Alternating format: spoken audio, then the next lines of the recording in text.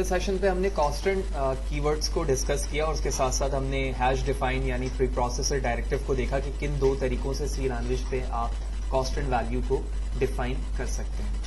अच्छा, इस video session के अंदर हमें स्ट्रक्चर स्टार्ट करना है कि स्ट्रक्चर क्या है और उसके बाद फिर हम यूनियन को भी देखेंगे, ठीक है, नेक्स्ट सेशन के अंदर। तो सबसे पहले फॉर्मल डेफिनेशन समझते हैं कि स्ट्रक्चर क्या है, देन उसको हम प्रैक्टिकली इम्प्लीमेंट करके भी देखेंगे। तो अगर सबसे पहले मैं बात करूं एरे की, तो हमने एरे के टॉपिक के अंदर ये चीज डिस्कस की है कि what is an array. Array is a homogeneous sequence of the values of same data type, यानी एक ही डेटा टाइप्स की मल्टीपल वैल्यूज जब एक वेरिएबल के अंदर स्टोर हो रही होती है तब हम उसे कहते हैं एरे। लेकिन ऐसे बहुत से सिनेरियोज हैं जहां पर हमें इन चीज की जरूरत होती है कि डिफरेंट डेटा टाइप्स की वैल्यूज एक जगह स्टोर हो और वो एक ही वेरिएबल हो। ऐसे फॉर्म को हम कहते हैं हेट्रोजीनियस फॉर्म ऑफ डेटा, यानी होमोजीनियस का मतलब है सेम डेटा टाइप्स की डिफरेंट वैल्यू, और जबकि हेट्रोजीनियस का मतलब है डिफरेंट डेटा टाइप्स की वैल्यू का सेम एक जगह कलेक्शन होगा। तो इस हेट्रोजीनियस फॉर्म को क्रिएट करने के लिए हम स्ट्रक्चर सी लैंग्वेज पे बनाते हैं। So what is structure?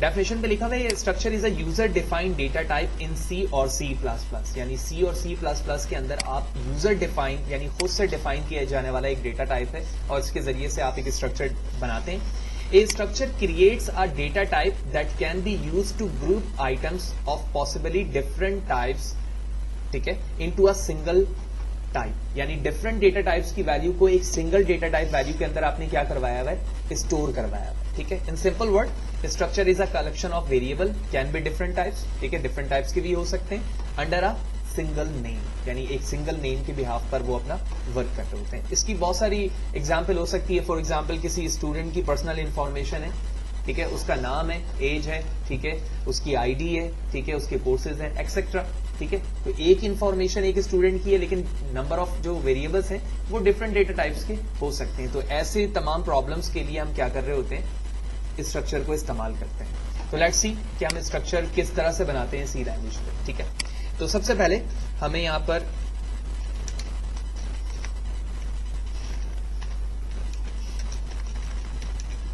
Struct keyword लिखना होगा, उसके बाद आप स्ट्रक्चर के टैग को डिफाइन करते हैं, ठीक है, यानी स्ट्रक्चर का एक टैग होता है स्टैंडर्ड, ठीक है, वो लिखते हैं। तो फॉर एग्जांपल मैं इसके हवाले से लिखता हूं, इसका टैग इन्फो है।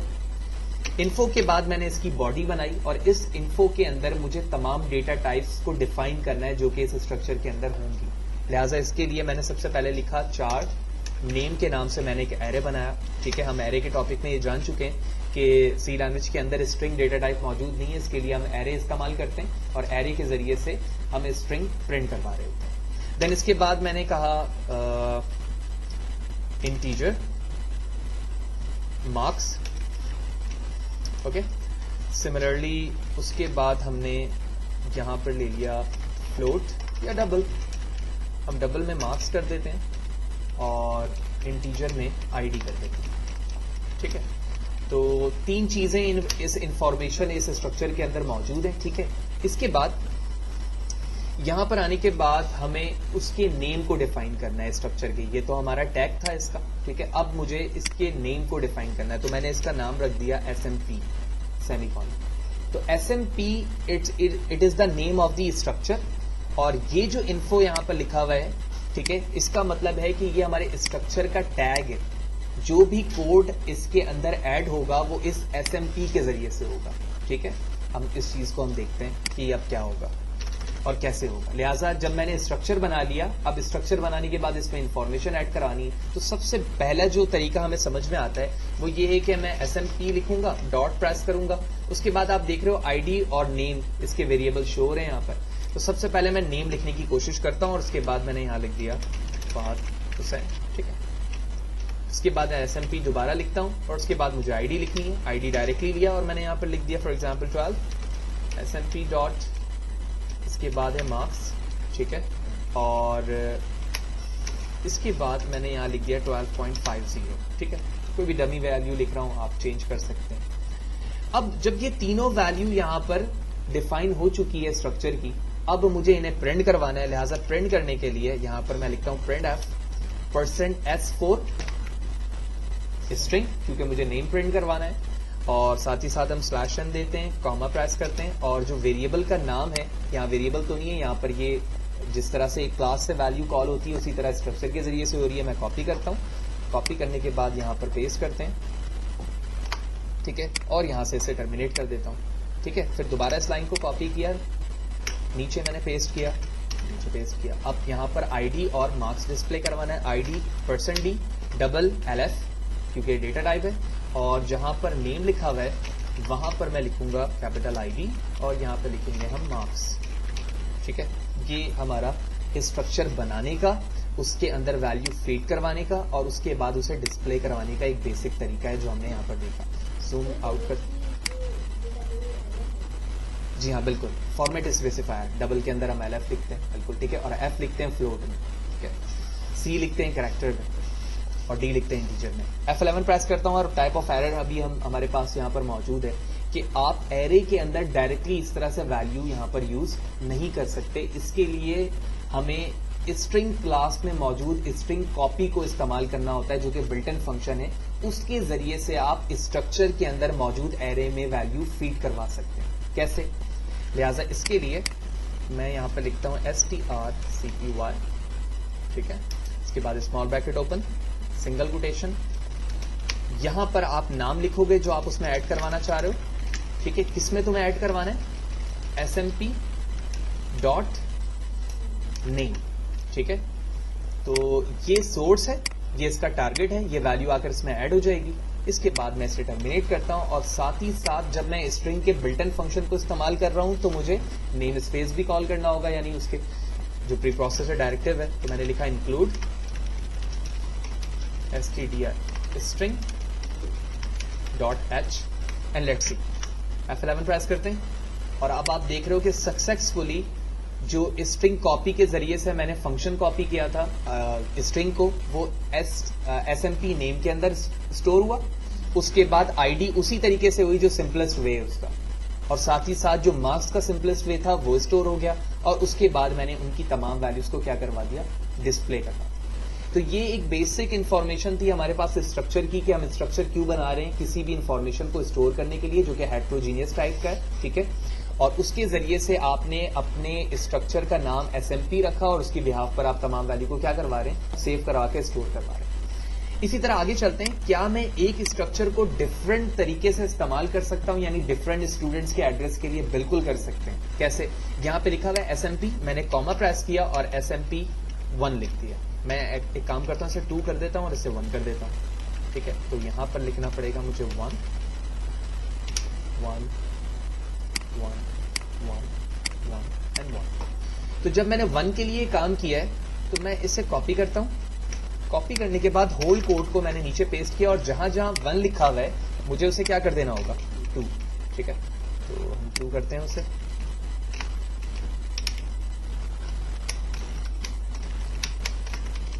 ठीक है। तो अब वैल्यू चेंज करते हैं। तो यहाँ पे लिखा हुआ फहद हुसैन, तो मैं यहाँ लिखता हूँ अली हुसैन। इसकी वैल्यू करता हूँ 50 और 50.60, ठीक है। Control F11 and let's see. अब आप देख रहे हैं कि 2 अलग इंफॉर्मेशन स्टूडेंट की शो हो रही है। फहद हुसैन 12.50 सो ऑन, इसके बाद अली हुसैन, उसके मार्क्स और ID दोनों शो। इसी तरह स्ट्रक्चर को आप चाहें तो मजीद इम्फेसाइज करना चाहते हैं। फॉर एग्जांपल मैं चाहता हूं कि स्ट्रक्चर को मजीद इम्फेसाइज करूं, इसकी वैल्यू मजीद बढ़ाऊं, तो इसी तरह मैं चाहूं तो इसके नाम को एरे से भी रिप्रेजेंट कर सकता हूं। यानी फॉर एग्जांपल मैंने लिखा SMP ARR ऑफ साइज 50, तो इसका मतलब ये हुआ कि अब जिस तरह से मैं SMP को एक दफा ही इस्तेमाल कर पा रहा हूं, अब मैं इस SMP ARR को 50 ऑफ स्टूडेंट्स की इंफॉर्मेशन डिस्प्ले करने के लिए इस्तेमाल कर सकता हूं। तमाम सिनेरियो वैसे ही होगा जैसे एरे की वैल्यू के अंदर हम वैल्यू इंसर्ट कराते हैं, उसे डिस्प्ले करवाते हैं and so on so fourth. तमाम इंफॉर्मेशन हमारी वैसे ही चलेगी। तो इस सेशन पे सबसे पहले हमने देखा स्ट्रक्चर क्या है, ठीक है, हम क्यों इस्तेमाल कर रहे हैं, ताकि हम हेट्रोजीनियस फॉर्म ऑफ डेटा को डिस्प्ले करवा सकें। और इसी तरह फिर हमने ये देखा कि हम नेम को डायरेक्टली डिस्प्ले नहीं करवा सकते, बल्कि इसके लिए हमें एक स्ट्रिंग बिल्ट इन फंक्शन की जरूरत है, जिसके जरिए से हमने अपने स्ट्रक्चर के अंदर मौजूद नेम वेरिएबल में वैल्यू स्टोर करवाई। बाकी तमाम जितने दूसरे डेटा टाइप्स की वैल्यूज हैं वो डायरेक्टली स्ट्रेट फॉरवर्ड हो जाएंगी। उसके बाद हमने उसे प्रिंट करवाया। फिर हमने ये देखा कि क्या मैं अपने एक स्ट्रक्चर को मल्टीपल तरीके से इस्तेमाल कर सकता हूं? बिल्कुल कर सकता हूं। इसके लिए जरूरत यह है कि आप उसके डिफरेंट नेम रखें। तो जिस तरह मैंने SMP1 रखा है तो मैंने SMP2 रख दिया और वही कोड मैंने कॉपी पेस्ट करके उसे रीनेम कर दिया। लेकिन बात यहाँ खत्म नहीं होती है। अगर मुझे 10 स्टूडेंट के करने होंगे तो क्या मैं 10 दफा नाम लिखूंगा? बिल्कुल यहाँ लिखना होगा, लेकिन वो एप्रोप्रिएट मेथड नहीं होगा। लिहाजा उसके बाद हमने ये डिस्कस किया कि ऐसे सिनेरियो के लिए हम क्या करेंगे, अपने स्ट्रक्चर को एक एरे के बिहाफ पर डिफाइन करेंगे। तो अब हमारा स्ट्रक्चर तो है, लेकिन वो खुद क्या बन चुका है, एक एरे बन चुका है। तो इसका मतलब है कि मैं 50 स्टूडेंट की ये तीनों इंफॉर्मेशन अब क्या कर सकता हूं, डिफाइन करवा सकता हूं और उसे डिस्प्ले करवा सकता हूं। ओके, तो मजीद इसे समझने के लिए हम अपने स्ट्रक्चर में अब एरे को डिफाइन कर चुके हैं, यानी एरे के बिहाफ पर मैं स्ट्रक्चर को यूज करना चाह रहा हूं। तो सबसे पहले मैं अपने स्ट्रक्चर के साइज को थोड़ा सा कम कर लेता हूं ताकि समझना आसान हो जाए। इसका मतलब ये हुआ कि SMP जो हमारे नाम से यहाँ पर एरे, मैं 5 स्टूडेंट के रिकॉर्ड्स को यहाँ पर ऐड करवा के डिस्प्ले करवा सकता हूँ। लिहाजा एरे को हैंडल करने के लिए हमें पता है कि हम किसका इस्तेमाल करते हैं, लूप का इस्तेमाल करते हैं। तो जो प्रीवियस कोड है हमारा, सबसे पहले तो मैं उसे कमिट कर देता हूँ, ठीक, ताकि समझना आसान हो। और साथ ही साथ यहाँ पर हम लूपिंग का इस्तेमाल करते हैं। तो एक सिंपल सा कोड है यहाँ पर, ठीक है। मैंने सबसे पहले i की आइट्रेशन चलाई है 0 to 5, यानी 0 to 4 चलेगा SMP के लिए। यहाँ पर 2 वेरिएबल्स का इस्तेमाल किया मैंने, ID और मार्क्स। तो इसका मतलब ये हुआ कि 5 टाइम वो ID और मार्क्स मुझसे लेगा, ठीक है। 5 टाइम लेने के बाद उसी लूप को यहाँ पर मैंने पेस्ट किया, और जहां पर मैं scanf यूज कर रहा था, अब मैं क्या यूज कर रहा हूँ, printf according to the format specifier, ठीक है। ये दोनों चीजें मेरे इनके जरिए से ली जा रही है। जब ये चीजें यहाँ पर हो गई तो इसका मतलब ये हुआ कि मैं अपने स्ट्रक्चर को इस्तेमाल करते हुए 5 स्टूडेंट के रिकॉर्ड्स को यूजर से ले रहा हूँ और उसको डिस्प्ले कराऊंगा। लेट्स सी, F11 प्रेस करता हूँ तो इस वक्त यहाँ पर जो कर्सर है हमारा वो ब्लिंक कर रहा है, और सबसे पहले ये मुझसे ID पूछ रहा है स्टूडेंट 1 की। तो मैंने कहा स्टूडेंट 1 की 1 ID है और इसका मार्क भी 1 है, ठीक है। फिर एंटर किया ये student 2 ID 2 marks, 3 ID 3 marks, 4 ID 4 marks, 5 ID 5 marks. Enter press करता हूं और उसके बाद 6 ID, तो ये की प्रेस पे था, ठीक है। ऑल्दो 6 अभी होना नहीं चाहिए, अभी हम उसको रेक्टिफाई करते हैं। तो आप देख रहे हो कि 1 2 2 3 4 5 तमाम रिकॉर्ड्स यहाँ पर डिस्प्ले हो चुके हैं। जिस तरह एक स्टूडेंट का रिकॉर्ड पहले डिस्प्ले हो रहा था printf के थ्रू, अब मैं एरे के थ्रू से 5 स्टूडेंट के रिकॉर्ड को ले रहा हूं और उसके बाद उसे क्या करवा रहा हूं, डिस्प्ले करवा रहा हूं, ठीक है। हम इसे रेक्टिफाई करते हैं कि यहाँ पर क्या मसला है। ऑल्दो सक्सेसफुली हमारा रिकॉर्ड यहाँ पर डिस्प्ले हो चुका है, और यहाँ पर हम समझते हैं i = 1, i less than ID marks, ठीक है जी। तो यहाँ पर एक गलती हमारे से ये हो रही है कि हम बार बार क्या कर रहे हैं, /n यहाँ पर लगा रहे थे, जिससे क्या हो रहा था, हर एक वैल्यू नेक्स्ट लाइन की तरफ जा रही थी। तो जब आपने लास्ट वाली वैल्यू पे /n लगाया है तो वो दोबारा से क्या हो रही है, नेक्स्ट लाइन की तरफ जा रही है, और जब तक आप एक वैल्यू नहीं देते हैं उस वक्त तक आपका लूप टर्मिनेट नहीं हो रहा था। लिहाजा मैंने यहाँ से /n दोनों में से हटा दिया। अब मैं F11 प्रेस करता हूँ। लेट्स सी, एक ही लाइन पर मैं स्पेस देकर 2 वैल्यू देता हूँ, उसके बाद मैं एंटर करता हूँ। यानी ये फर्स्ट रिकॉर्ड, ये सेकंड रिकॉर्ड, ये थर्ड रिकॉर्ड, ये 4th स्टूडेंट का रिकॉर्ड और ये 5th स्टूडेंट का रिकॉर्ड। और उसके बाद जैसे मैंने एंटर किया, आप देख रहे हैं कि जो नीचे वाला लूप है उसके अंदर /n मौजूद है, तो उससे मुझे कोई कंसर्न भी नहीं है, क्योंकि वहां पर वैल्यू मैं सिर्फ और सिर्फ क्या करा रहा हूँ, डिस्प्ले कर रहा हूँ। तो सक्सेसफुली हमने इस एरर को भी यहाँ पर फाइंड किया, ठीक है।